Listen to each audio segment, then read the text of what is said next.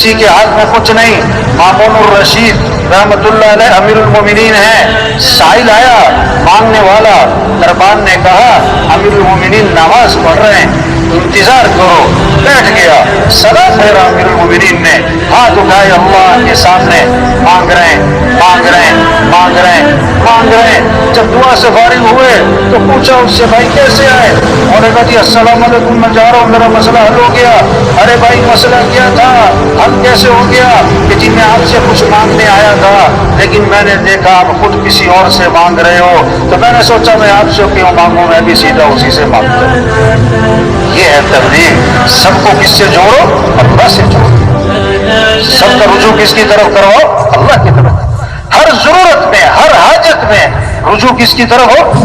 آپ سے صرف درخت کے نیچے آرام فرما رہے ہیں, آپ کی تلوار لٹکی ہوئی ہے, ایک کافر آیا, آپ کی تلوار ہاتھ میں لیتا ہے, آپ کی آنکھ کھولی, تلوار لے کے سامنے کھڑا ہے اور کیا کہتا ہے؟ میں یمنعک منی, آج آپ کو میرے سے کون بچائے گا؟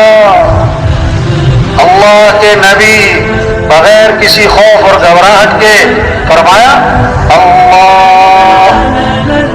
اس نے پھر کہا میں یمنعک منی, کون بچائے گا؟ فرمایا اللہ.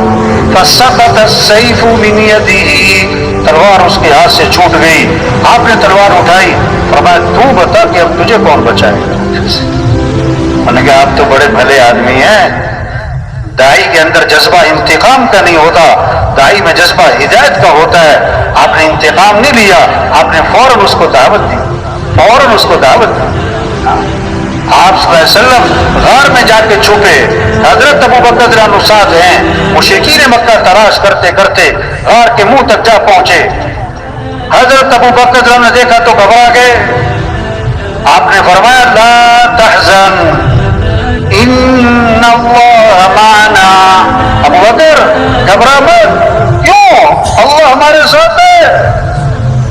کیا خوبصورت بات فرمائی. ما ظنک باثنین اللہ ثالثہما, ان دو کے بارے میں تیرا کیا گمان جن کا تیسرا اللہ ہو, جن کا تیسرا اللہ ہو. موسیٰ علیہ السلام قوم کو لے کر نکلے, آگے پانی, پیچھے فرعون کا لشکر. قوم نے کہا انا لمدرکون. موسیٰ مروا دیا, پکڑے گئے, آگے پانی پیچھے لشکر, مارے گئے. موسیٰ علیہ السلام نے فرمایا کلا, ہرگز نہیں, ان معی ربی سیہدین, میرے ساتھ میرا رب ہے جو مجھے راہ دکھائے. تو میرے بھائیو, ہم سب کس کے محتاج ہیں؟